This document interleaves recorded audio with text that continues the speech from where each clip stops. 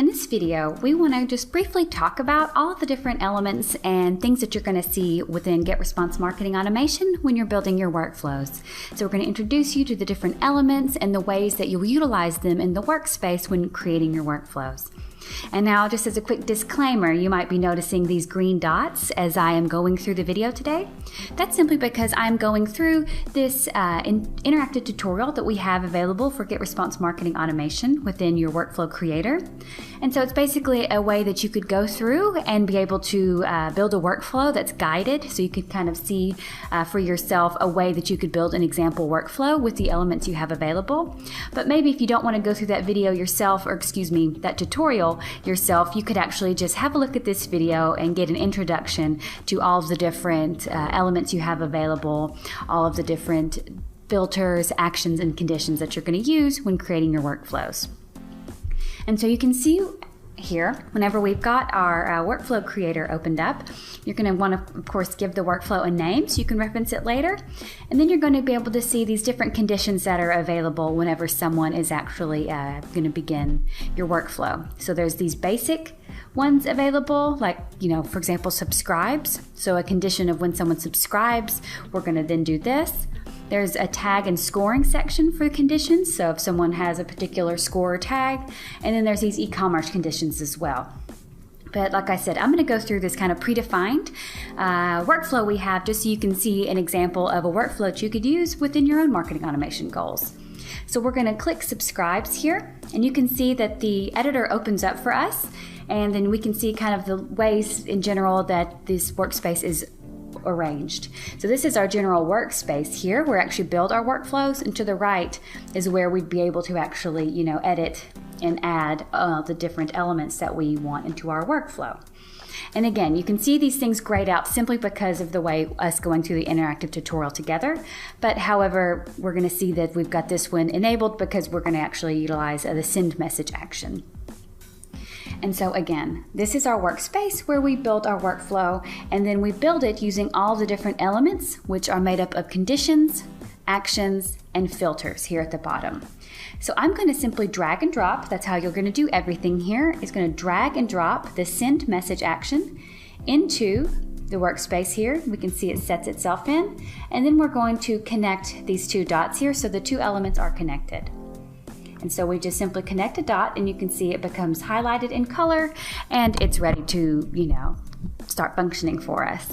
But we still have to utilize the properties for this particular element that we've just moved over. And so you can see we've got all of our elements here in this Elements tab, and then for each element, basically almost every time, you're going to further define its functions and specifics in the Properties tab.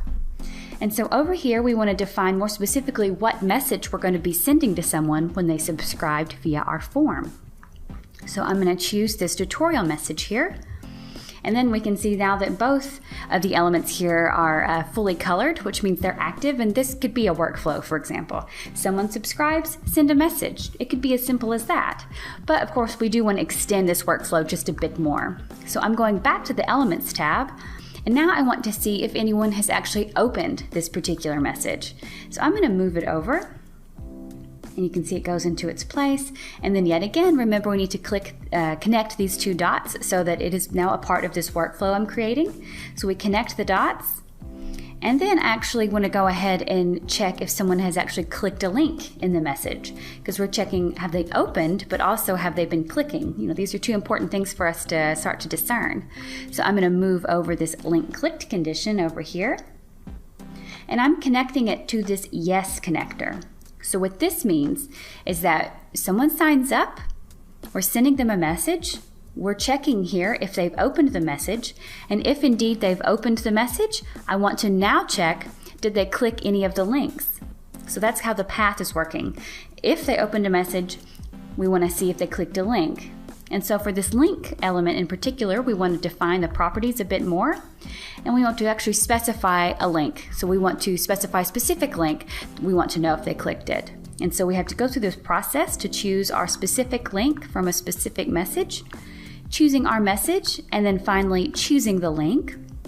And so now we can see this one is fully colored as well. It's active and connected because we are now going to check if a specific link was clicked in that message.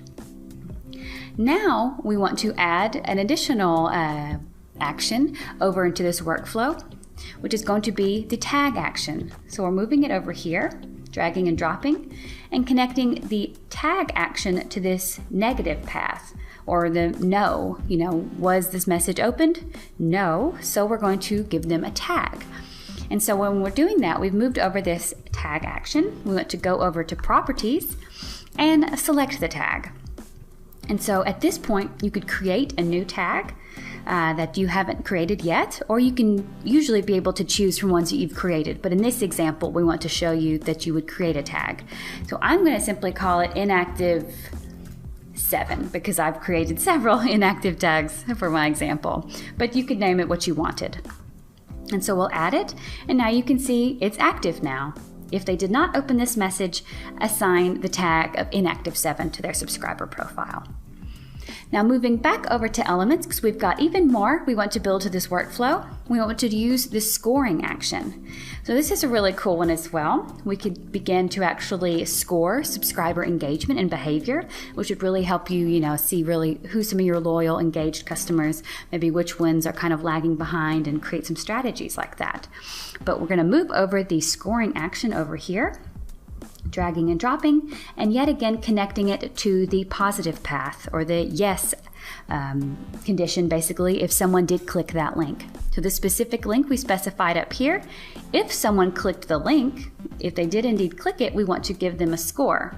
So we need to go back to properties and add points. So it's up to you how you set up your own scoring system. You need to define for yourself how much opens are worth to you, clicks, different subscriber behaviors and actions that they could take. What is it worth to you? 10 points, 100 points? So you'll set up your own scoring system if this is a way that you want to start valuing your customers or subscribers in some way. I'll say 100 points. And so if someone clicks this link, we're going to give them 100 scoring points.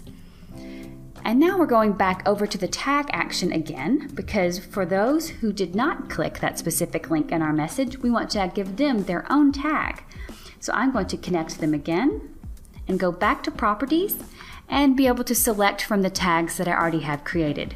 So for example, we could choose an additional inactive contact, or maybe not engaged, or a tag. So we could choose any of the tags that we wanted that are already created here. And now I'm going to go back to the elements and utilize another action here called wait. So this is fairly straightforward, hopefully by its name, but this is an action that we're moving over here, and we are going to wait some amount of time before we do something else. It's a good idea to, put some gaps in between particular maybe actions and conditions that you do, so everything is not just, immediate and you're blasting subscribers with all of these workflow messages immediately. You can space it out a bit, give it some time. And so we moved over the wait action, but we need to go over to properties and define how long we should wait. So let's simply say, in this case, we want to wait 2 days. And so we could do this here. So after we've added 100 scoring points to our clickers, we're going to wait 2 days, and then we're going to send them another message. So dragging over the send message action, connecting it to our 2-day wait period, and you can see our workflow, our interactive workflow has ended, but I think you can kind of guess how this is going to go. So we're waiting 2 days, and then we're going to send them maybe some specific message, maybe some kind of discount or exclusive offer or download based on them being, an engaged, valuable subscriber of ours that has 100 scoring points. And so you can see now that everything is highlighted and selected, available here, which is of course how it will always be whenever you're actually, not in the interactive tutorial and simply creating your own workflows. So I hope you guys feel a little bit more comfortable with what you're going to find and how you're actually going to work within the workflow editor by utilizing conditions, actions, and filters and building your workflow within this workspace here.